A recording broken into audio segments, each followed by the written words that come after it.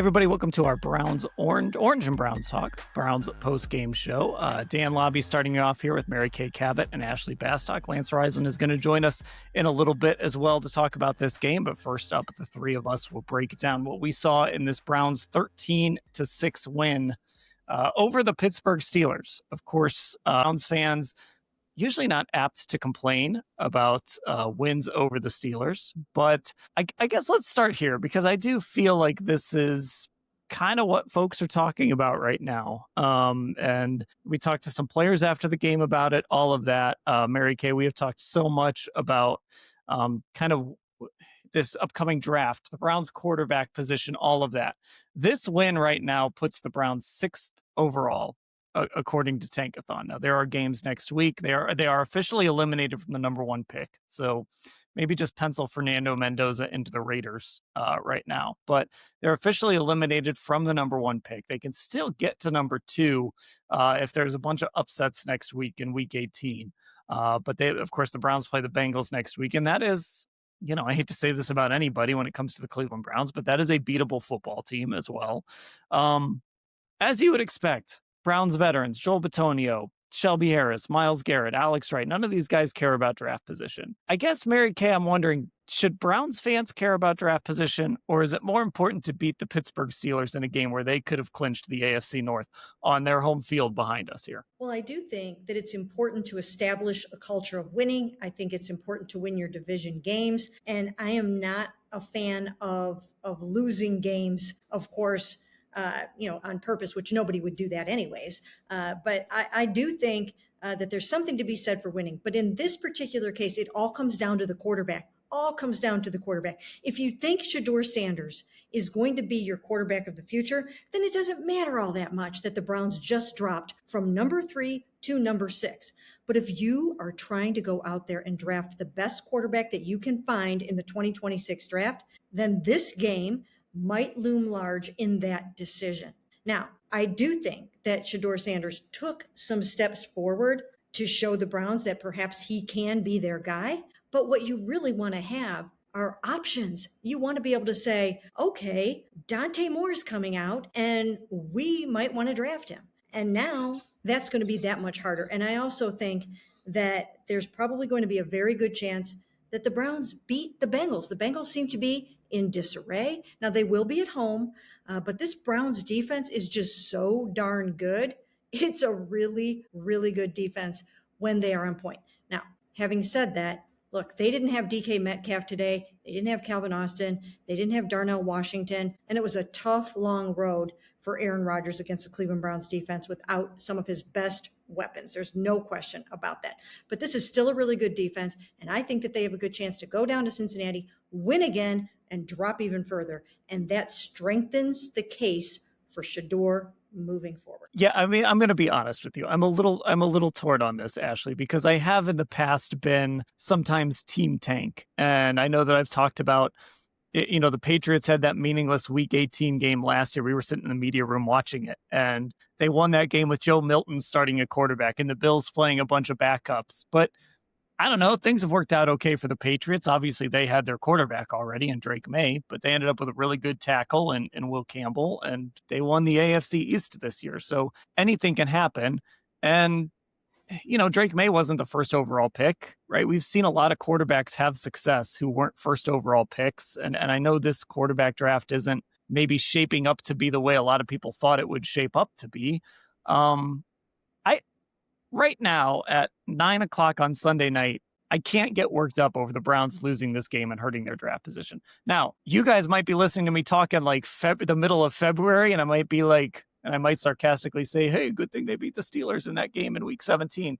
Right now, though, I'm having trouble getting worked up over them winning this game and hurting their draft position. Yeah, I'm almost never upset by those things, mainly because I'm just anti-tanking in the NFL anyway. I don't particularly think it works. I would argue it didn't really work here when they tanked via roster construction and went 1-31 and got all these picks. And I don't have all the numbers in front of me of those picks and who panned out, but I do know it was next to no one. I know Mary Kay used to be able to rattle off all those guys they got in those picks from all their tanking years. And it just hasn't worked. Like they've won one playoff game post tanking.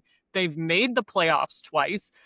You look at a team like the Pittsburgh Steelers. Look, I know Steelers fans are just like ready to lose their minds, especially after today. They were kind of already there.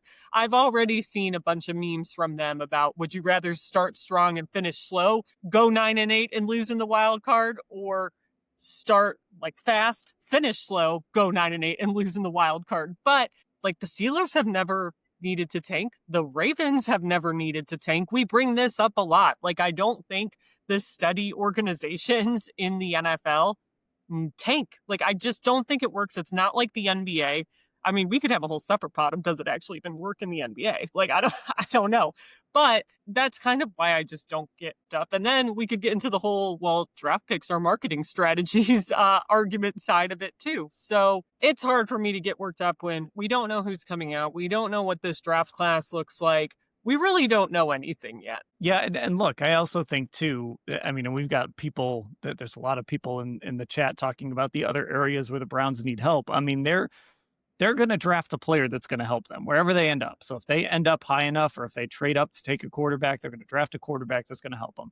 If they end up getting a wide receiver and an O lineman, or if they end up drafting Caleb Downs or whoever, like they're going to draft a player that's going to help them. So I don't think it's necessarily a bad thing. Now, to your point, Mary Kay, and you will be surprised to hear this, there are people in the YouTube chat who are arguing right now that Shedeur Sanders is QB1. So who cares about that draft pick, right? I would not go that far. I don't think there's any way anyone who's looking at this objectively can look at the way Shedeur Sanders has played and definitively say he is this team's QB1 moving forward for the next, when we say QB1, I'm talking he's the guy for the next 10 years. I don't think anybody can objectively look at this sample size and say he is definitively that guy. But you mentioned this when you were answering the question earlier. He does continue to make steps. He does continue to show progress. Now, look, the near interception of Nick Herbig, can't get away with that.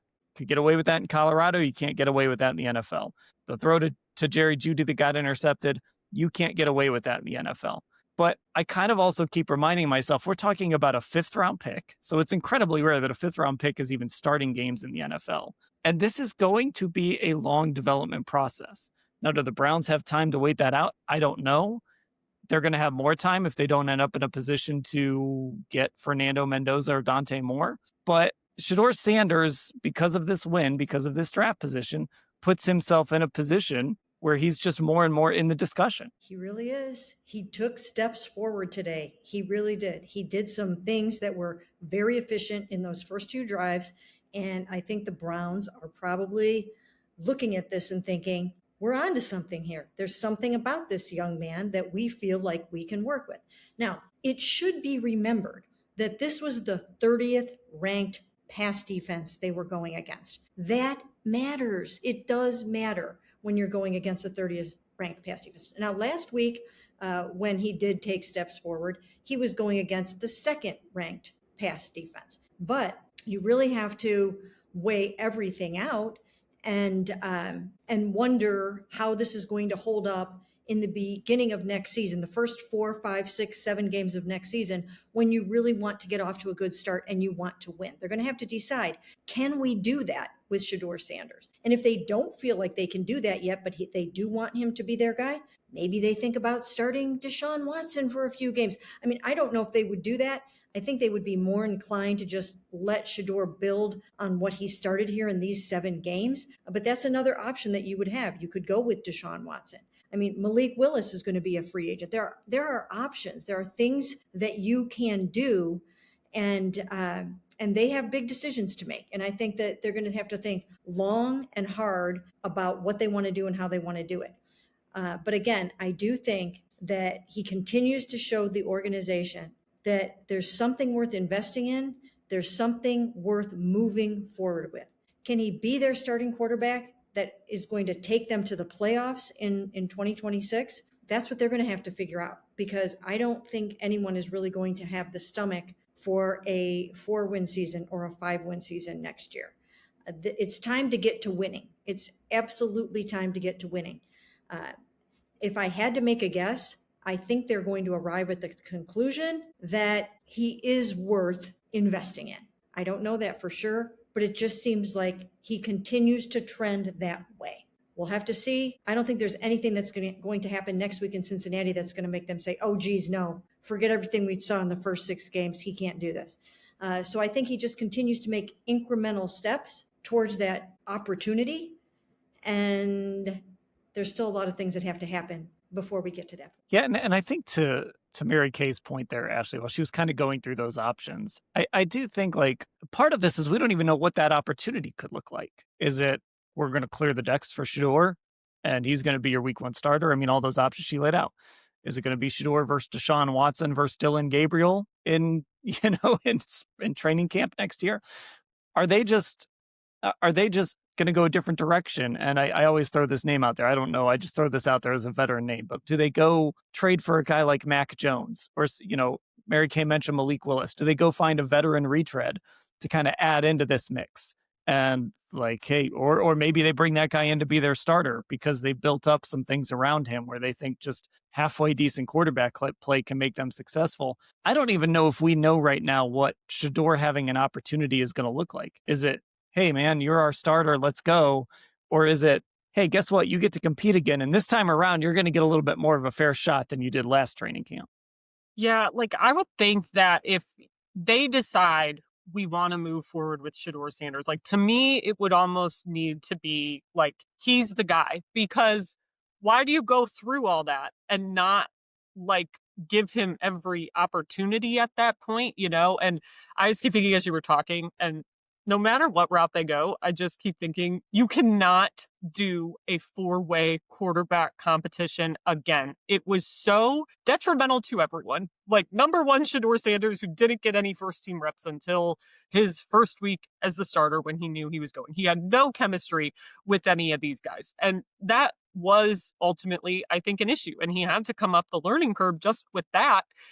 Because there was no way to adequately split the reps and make sure everyone was developing chemistry. And then 2 guys who got a huge chunk of them, Joe Flacco and Kenny Pickett, neither were on the team by like week 5. So Kenny Pickett didn't even make it to week 1 here. So that's also interesting to me because it seemed like with Kenny Pickett, they were going this veteran reclamation route. And they just like threw in the towel on it at the first chance they got. And it's not like they did it for a king's ransom. They did it for a 5th round pick, which, I mean, a 5th round pick got you Shedeur Sanders, but that's like the only notable thing this regime has done in the 5th round, I would say.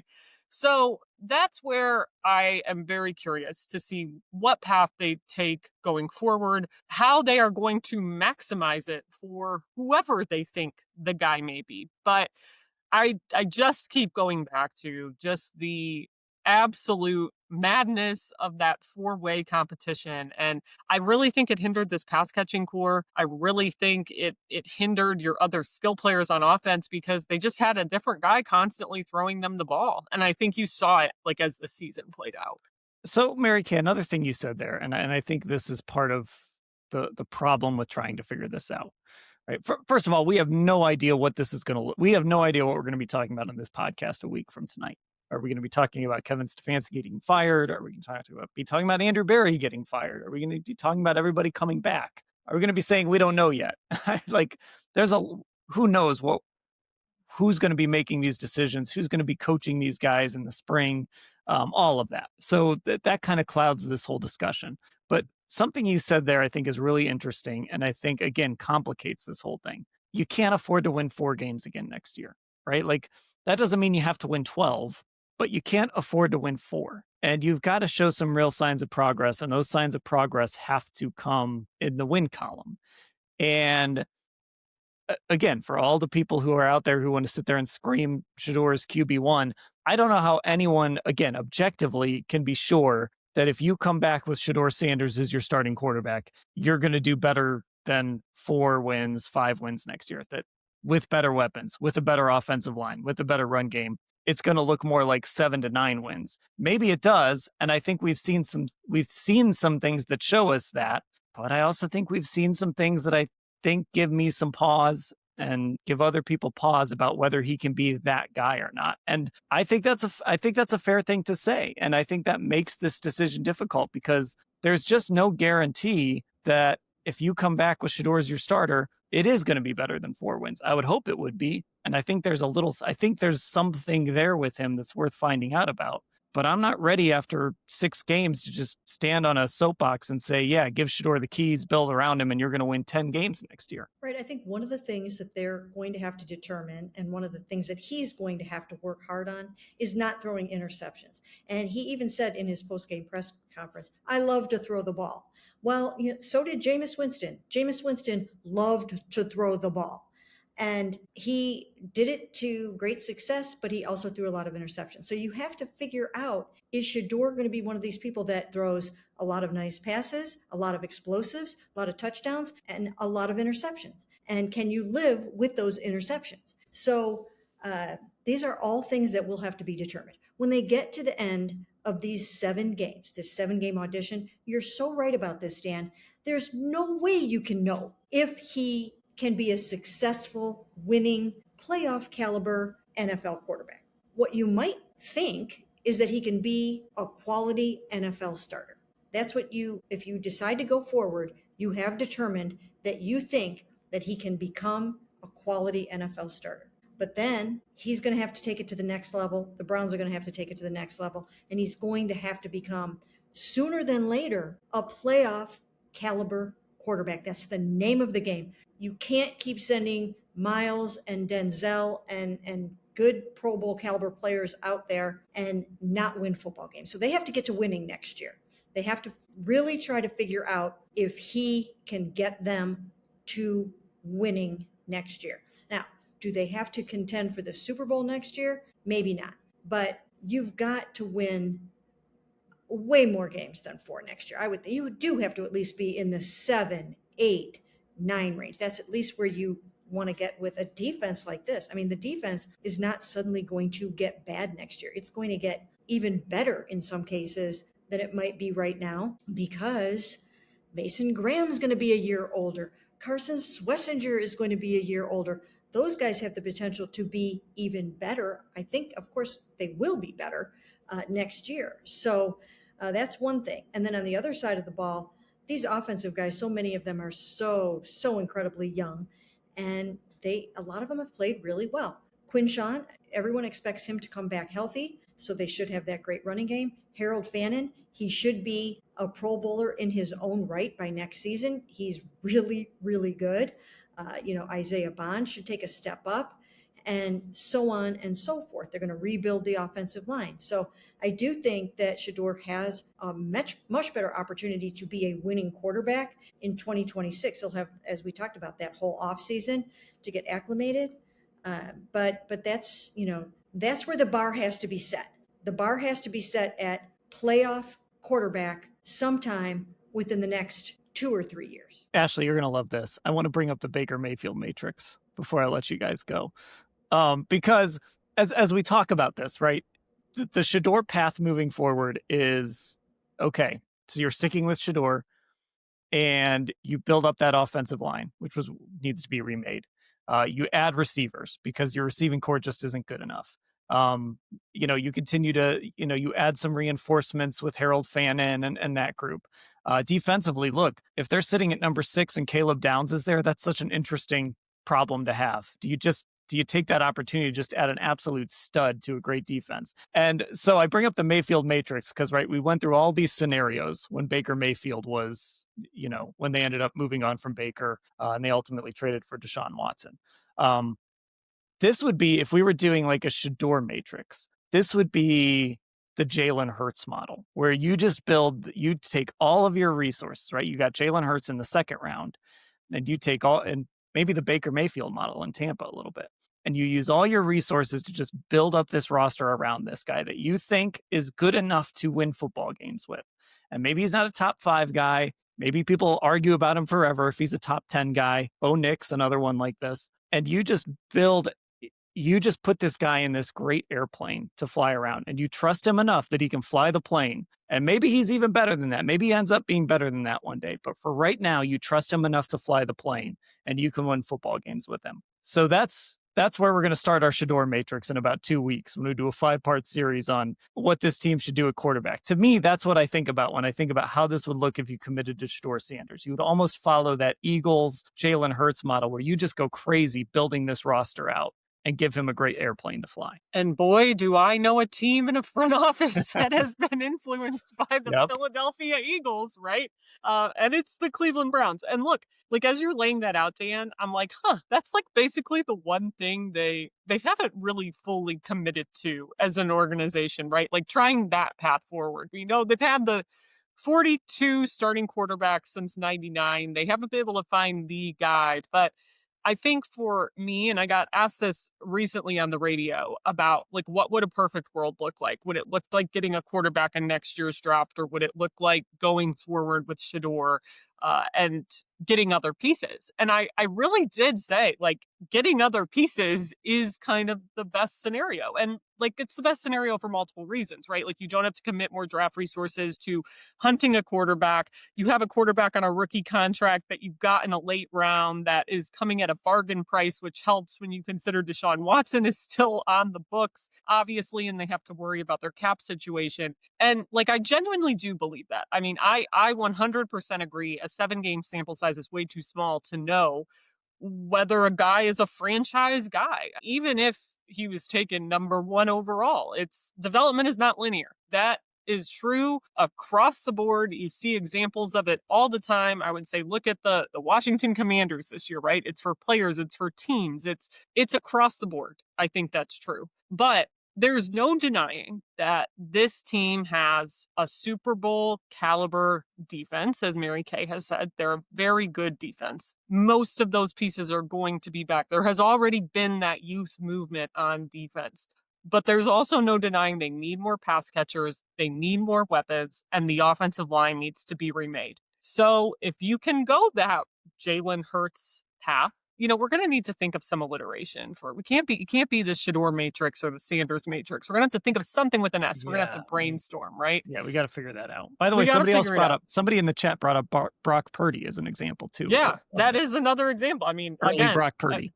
A guy you got late who you build around who might not be perfect, but you can win with him, and you add all these amazing weapons around him. Like you watch the Browns play this season and there just have not been those amazing offensive weapons. The offense was not explosive for a large chunk of the season. So it's an interesting thought experiment. I would say the problem is you don't know for sure if he's the guy, but I guess the counter to that would be, do you really ever know when anyone's the guy? Like, I don't know. Yeah, and I think, and I'll let you guys go here in a second. We'll bring Lance in, but I think, Mary Kay, the thing about this is obviously, look, you're always looking for that Josh Allen or that Patrick Mahomes or that, Lamar Jackson, someone like that. Those guys don't grow on trees. And so to me, I think sometimes this kind of just comes down to whatever they decide. If they decide they want to roll with Shador, or if they decide they want to go with a veteran, or if they want to decide that they want to trade up and try and get Dante Moore or Fernando Mendoza, you just got to figure it out. Like whatever path you take, you got to figure it out. And you got to figure it out, even if you don't have one of those handful of guys that are just, again, at the Mahomes, Allen, Jackson. And I know those guys' teams this year maybe haven't had as much success as they normally do, but there's a reason you continue to believe in those organizations with those quarterbacks. If you can't find that guy, you got to figure it out with the guy you can find. Right. And so much of this is going to depend on where they land in the first round of the draft. And if they win that game next week, and they are going to try to do that, if they win that game next week and they tumble further with that first pick of theirs, which has now gone from number 3 down to number 6, it is going to shape this decision. It's going to have something to do with this decision. Now, there will be other factors, including whom above them needs a quarterback, who doesn't need a quarterback, how many of them come out. But that's going to loom large in this decision, because if they had a top 3 pick, I think that they would have had to give strong consideration to at least looking at those top quarterbacks and weighing them heavily against Shedeur Sanders. If they can't get their hands on one of those guys, like, this decision is basically already made. So next week's game is vitally important in this decision-making process. Okay, I'm going to let you guys go. I think it's really interesting what Shedeur has shown. Like again, I know everybody in the comments thinks listen, there are people in the comments across the board. It's wild. If you say Shedeur Sanders is not QB1, they think you hate Shedeur Sanders. That is not the case. These are, there are people who, I've said this before, if I said that Shedeur Sanders is a Hall of Famer tomorrow, some of you would get mad that I say he's not a Hall of Famer today. So, again, we're just trying to have a reasonable discussion about this situation. And I think Shedeur Sanders has shown some really good things over these first 6 starts. I also think it is completely fair to say that there is just no way in 7 games to know that Shedeur is the guy. Now, that's not to say anything bad about Shedeur Sanders. That's not to say that he hasn't grown and shown progress. Because I think he has. But I don't know how anyone could sit there and just say, yes, he's definitely the guy. He's definitely quarterback 1. Do I think he deserves a chance? Probably. And I think he deserved this shot too. I think he got an unfair shake in training camp when he didn't even get any first team reps. I thought he got an unfair shake in that whole competition. I thought he was better than Dillon Gabriel. I liked him more than Dillon Gabriel in the draft. So again, sometimes it's an impossible discussion to have because all anyone wants you to say is, hey, Shedeur's QB1. Well, I'm not there yet, but I'm willing to talk about him getting an opportunity and continuing to have an opportunity in this situation. By the way, we didn't talk at all about Myles Garrett not getting the sack record.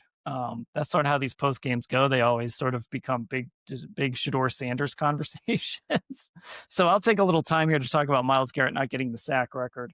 Man, Pittsburgh was getting that football out fast.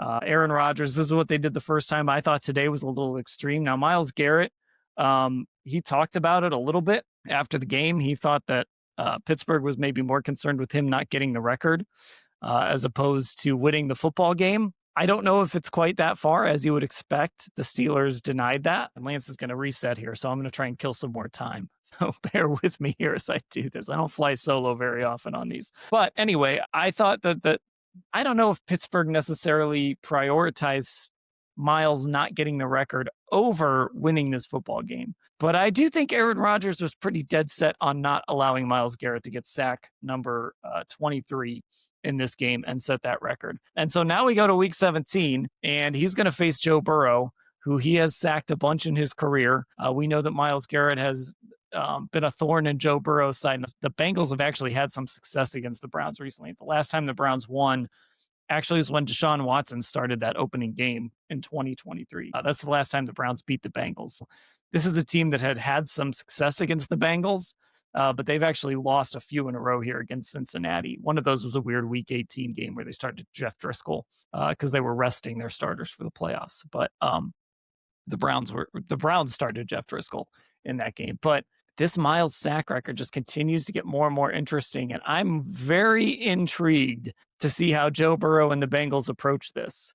Because as we all remember, Michael Strahan, when he set the record way back in, what was that, 2001, whenever it was, when Michael Strahan set that record, he got a lot of help from his buddy Brett Favre. So his buddy Brett Favre helped him out, laid down, took a sack. That helped Michael Strahan break the record. And I don't think that Joe Burrow is just going to lay down and give him that record-breaking sack. So I'm very curious to see if Myles can actually get there. If he'll be able to get that sack against Joe Burrow. And by the way, this is a really good point here. I'm going to put this up on the screen if I can figure out how to do that. Even though Myles didn't get a sack, he absolutely affected this game. The Browns won this game because the Steelers were so scared of Myles Garrett. I think that's true. I think Myles impacted this game as he does so often. I thought he impacted this football game because of his sheer presence and because Pittsburgh was so dead set on not letting Myles Garrett break this record. Now, they normally get the ball out quick. They normally, Aaron Rodgers gets rid of the football. Myles didn't get a sack against him the first time they played for that reason. But I think Myles Garrett is a big reason the Browns won this game, even though he didn't break the record. So here's this. I think Burrow wants to help 95. I still don't know, man. I don't think anybody wants to be on that receiving end of that sack. I really do. Nobody clip what I just said. I don't think anybody wants to be on the receiving end there when Myles breaks that record, because I just don't think you want to be the guy on NFL films for the next however many years. Myles sets that record, and now every time you see it, here's Joe Burrow getting sacked. Here today, it would have been here's Aaron Rodgers getting sacked. I don't know if Joe wants to help Myles out in that situation, and we'll get to hear from Joe at some point this week to see what he has to say about that. Now, if Joe Flacco ended up in that game somehow, maybe he'd help his old teammate Myles out. That would be, if they played like Joe Flacco in the second half, kind of a farewell to Joe Flacco, maybe, just maybe they would have let, maybe he would let Myles Garrett get it. Thanks for sticking with me while I ramble here and talk about Myles Garrett, and ramble on about Myles and Shedeur Sanders. And somebody called me Curly the Hater. That was tough. Whoever, if you're still on that YouTube, whoever came up with that. Listen, it's been a long day here. Okay, the hair gets a little frizzy when we're here for 12 hours. Okay, one more shot with Lance. There it is. I think I got. Hey, I think we I were got. gonna give up, Lance. We were gonna give up. Never give up. Never give up. I don't know what's going on. The speakers there. I apologize. That's all right. Something's going on. Our listeners were the real losers because they had to hear me ramble for like 10 minutes there. And I have no idea what I said. I have no idea what we talked about. But as you can guess, Lance, you'll be surprised to hear this. People want to talk about Shedeur Sanders. Okay. You actually were tweeting about him before we hit record here. I saw a little Twitter thread you put together. So tell me what you saw from Shedeur Sanders today. Well, I thought, first of all, the weather, when they say the weather doesn't mean anything, it does. I thought he did a great job of handling the weather. And, that first couple drives were outstanding. And the thing that he's doing, once again, it goes back to the Raiders for me. The throws are great. All that stuff is great, but he was very impactful today. I thought two things. First of all, he has active feet today, not happy feet, active, soft on the balls of his feet. Did a great job of balance. If you see him there's no wasted movement. You and I have talked about almost running into sacks at times or retreating. All those things, there's been substantial growth there due to his work and the work from Kevin Stefanski and Tommy Rees. So really, really thought that was outstanding. I thought his feet have become a weapon. He's using them to get first downs. He's using them within the pocket again, but he's using those feet in a calm, understanded, non-chaotic way. There's no herky-jerkiness. Everything is very smooth. He's still making a couple throws that, you realize he's still a rookie, but I thought he made some outstanding throws. Once again, I thought his poise, his composure, understanding, all those things are growing week to week. And once again, the thing that's really impressive is that when things are chaotic around him, he's doing a really nice job of kind of keeping it in control. And you have to give him some credit. He did a lot of that without Fannin today. They didn't have Judkins. They don't have David Njoku. Jerry Jeudy was solid today. But just a really impressive performance of being impactful in making plays when they're presented to them. Not worried about, stats or anything like that, but just some really super impactful plays.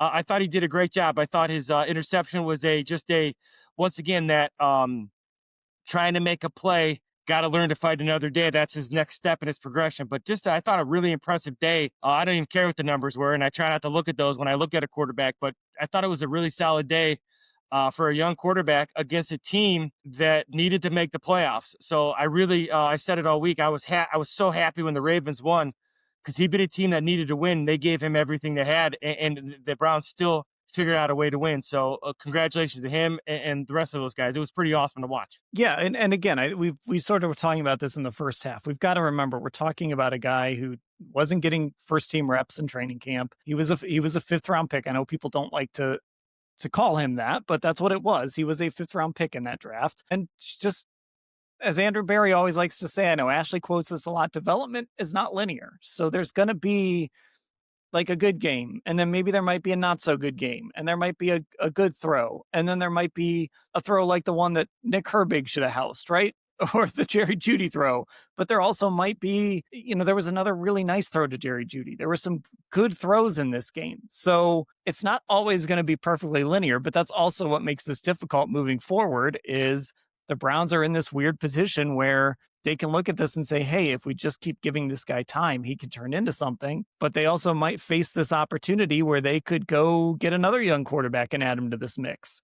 And they have to make that decision maybe sooner than they want to. Well, yeah, like if you look at some of those anticipatory throws that he made on those slant routes or those over-unders that those guys love to run in the NFL, whether it be a smash concept on the touchdown play to Fannin, or a couple of those slant routes, the slant arrow concepts to Judy or the over-unders to Judy, he threw with great anticipation today. And what I always talk about with his balance is that when he's on balance and throws on time, he throws with great anticipation, and he has all the arm strength you need, but the arm strength becomes even better when he's throwing with balance and on time and in rhythm. And once again, I always say it's like a dance. He looks smooth out there, and he did not look smooth.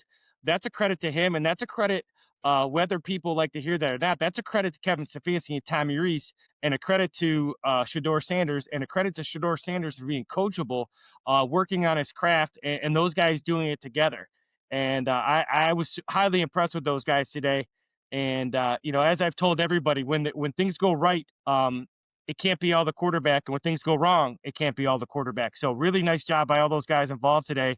And his play today against a really stout kind of defense, especially in this kind of setting, regardless of what their numbers are, this kind of setting, the Steelers usually play pretty well. And that was pretty impressive that he's given those guys a lot to think about moving forward. And I know my board, as I start to get my top 10 at each position ready, the idea of the Browns having their quarterback and him being successful really closes the gap quickly if you get a receiver and a couple tackles. Or add Caleb Downs to this defense. Well, you know how I feel about that. I think he's generational. I think if you add Caleb Downs, you put Delpit down in the box. Just think about JOK. Once again, I wish for his health, more importantly than anything. But as a football, think about if JOK came back with Schlesinger and Delpit down in the box and Bush playing the way he is. It would be scary. So, I don't know if you could pass on a guy like Caleb Downs. He's a generational guy, in my opinion. So a lot to think about moving forward. But once again, the idea of the draft should be farthest from the people's minds here. And if you're thinking about the draft, then you're not thinking about what football is. Football is about winning. Football is about winning with the game in front of you, and the Browns did that today, and that's the most important thing. And I don't care what anybody tells me. If you're tanking, you will never have a winning culture. Great organizations never tank; they retool. So the player I was rambling about while we were waiting for you to get things figured out was Myles Garrett, because we didn't talk enough about him in the first part of the pod. So let's talk about that, and let's talk about what the Steelers did today to mitigate Myles Garrett. Didn't have a sack the first time he played Aaron Rodgers either. Did you think what the Steelers did today was more extreme than what you expected, or was it about what you expected? No, I've gotten a lot of questions in the last couple hours that the Steelers were more worried about blocking Myles Garrett than they were winning the game. Well, and my response to that is, if you don't block Myles Garrett, you have no chance to win the game. So I don't think that. I think they did what teams need to do more of. That's why Myles Garrett is going to set the record for the all-time sacks in the history of football, because teams haven't done enough. So the idea of getting rid of the ball quickly, checking it down, throwing the screens underneath, running at him, running away from him, getting the big defensive, putting a big lineman out there on the wing, all the things that teams have done to him the last 3 or 4 weeks, the Steelers just did it to an extent. And with the lack of talent they had at their skill positions as well, they had to do that, in my opinion. So, no, I thought it was a great plan by the Steelers, or they had no chance. Because even if you look at how fast he was getting rid of the ball, and I was neurotic in trying to time him, but, you're talking in that 2.8 second range. It's hard to get there if no one blocks you, and Myles was still close. So here's what you talk about. That's why, in my opinion, presence and pressure is so much more important than sacks. I know the sack record is what everybody wants, but here's mere presence and the forcing the Steelers to chip every single play and always be aware for him and getting rid of the ball and moving away from him. That was just as impactful as any sack he could have got. So just as impactful, even without the sacks. In fact, more impactful. Yeah, and we've had some folks in the comments point this out, that, the Browns won this game in large part because the Steelers were so focused on Myles Garrett. And to your point, like, I had one of our texters, I do a pregame Q&A with our text subscribers, and one of them said, do you think the Steelers will adjust their game plan? Will they change what they do just to stop Myles Garrett? And my response was, that's what every team does. I mean, that's part of what makes Myles Garrett, and we see it so often. Teams just completely change their game plans for him because they don't want him to disrupt it. And that's what the Steelers did today. So I don't think they necessarily lost this game because they were just so focused on Myles Garrett not getting that sack record. I think that's in Aaron Rodgers' mind. I mean, there's a reason that Aaron Rodgers smiles at Myles Garrett after he comes, like this close to getting a sack on him after that one play. But when it came down to winning time, the Steelers and Aaron Rodgers were trying to win this game. Oh, there's no question about it. And when you go, I mean, once again, at any offense coordinator, any level, if you have a pure game wrecker, you have to make somebody else beat you. And I thought Mason Graham was outstanding today. I thought Shelby Harris played the run much better today. Alex Wright was disruptive today. They played with great. They brought some 5 and 6 man pressures when needed. Delpit once again does a great job down the box being disruptive. But the idea that was their only worry. No, you go into a game and you say to yourself, if you have a normal game plan, you're going to lose on offense against Myles Garrett. There are some guys, Aaron Donald, Lawrence Taylor. That's the realm that Myles Garrett's in. He's in this, like, if you don't account for him, he simply ruins your game plan. So you can't do your normal things against Myles Garrett. You can't have 5 guys out, and if you don't get 5 guys out, then that allows coverage to be a lot better. And there's a lot of things that tie into, Myles Garrett impact on a game. And I'd be willing to say this, and this is probably not, make people happy, but the impact he had today is much more impactful than any sacks he's going to get. That was a team that I think did a great job of planning for Myles Garrett, making someone else beat him. And the Browns defense played well enough, even though they did neutralize Myles, the rest of the guys played really well. But by doing that, they had to, change up what they did a little bit. But that's what you have to do against the Myles Garrett, especially when you're handicapped like they were on offense with the guys they had out. Someone mentioned, I just want to get to this. Someone asking about Carson Schlesinger, if he's okay. I guess they reported a thigh bruise on the broadcast. But Kevin Stefanski in his post-game speech was saying that he's playing with one leg. He said after the game, he'll update us on Carson's status. So we'll see what that means as we head into this final week in week 18. Lance, something I talked to Mary Kay and Ashley about, and I think Joel Bitonio summed this up best. He said he can understand why fans think about draft position, right? But every player in that locker room isn't thinking about that. I'm paraphrasing kind of what he was saying. And I just think about a guy like Joel, like this might have been his last home game, so you can't tell Joel go lose this football game. Shelby Harris is going to be a free agent after this season. Who knows what his future is going to hold? You can't tell Shelby Harris go lose this football game. You don't want to tell Myles Garrett go lose this football game, right? So sometimes I'll think that draft position is more important than, like, I don't think wins in December lead to wins the next season. I just don't think that carries over. But I do think with a young football team like this, setting that culture is really important. So I'm not sitting here angry that this team beat the Pittsburgh Steelers. I think first of all, you can't tell players not to win football games. And I think this is an important win for these guys. I couldn't agree with you more. You know how I feel about this. I have been with you for 4 years. There's nothing, the idea of playing for draft position is the biggest, I don't want to say that because I understand it to a certain extent, and I understand picks and things like that. But the idea of what culture is not something you say. Culture is something you do on a repeated behavior, repeated kind of day in and day out. So if you say that we're not going to do the right things to win, there's your culture. And you're going to bring people into another culture that's not going to win, regardless of who you bring in. You have to create a culture that every week is the same. I said it today when I was on the radio station. If you're 3-12, then be 4-12. If you're 0-10, be 1-10. That's kind of the mentality coaches have. That's kind of the mentality players have. And I appreciate that. And I tweeted out, Kevin's been under a lot of heat. And the thing that I've always been impressed with, that he's always taken all the heat, whether he answers the questions you guys answer or not. And he usually doesn't, because I'm standing there when you guys ask him, and he always gives you the same response. But there's something to be said about that. And, I appreciate the idea of how hard they played today, and how hard and how well prepared they were today, and some of the schemes they ran today, and some of the things they did to limit, take away the quick game from Aaron Rodgers and keep everything underneath and prevent verticals, and a lot of things they did. They were well prepared today. They prepared to win. They were not preparing. And if you're going to bring in players, you want the players to know when they come in that winning is the most important thing. because if the next players come in, you're simply, that's okay. We'll tank and we'll wait for the next players. That's just a wrong mentality, in my opinion.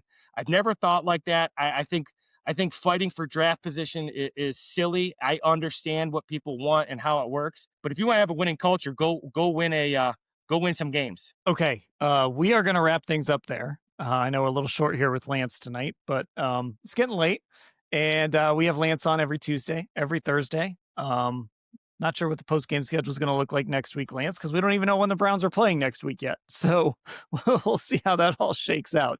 But we're going to wrap up the podcast here. If you are not a Football Insider subscriber, you should get involved. It's cleveland.com/Browns, the blue banner at the top of the page to get involved with that. If you're watching this live on our YouTube, I've loved interacting with all of you. Love seeing the comments. Some of them do make me laugh. You should get subscribed on Apple Podcasts and Spotify as well. If you're listening on Apple and Spotify and you want to be involved in these YouTubes, head over to Cleveland Browns on cleveland.com and get subscribed over there. We're also on Instagram, Orange and Brown Talk, and our Twitter is Orange Brown Talk. You just heard from Lance Reisland. You heard from Kay Cabot and Ashley Bastock earlier. I'm Dan. Thanks for listening, everybody.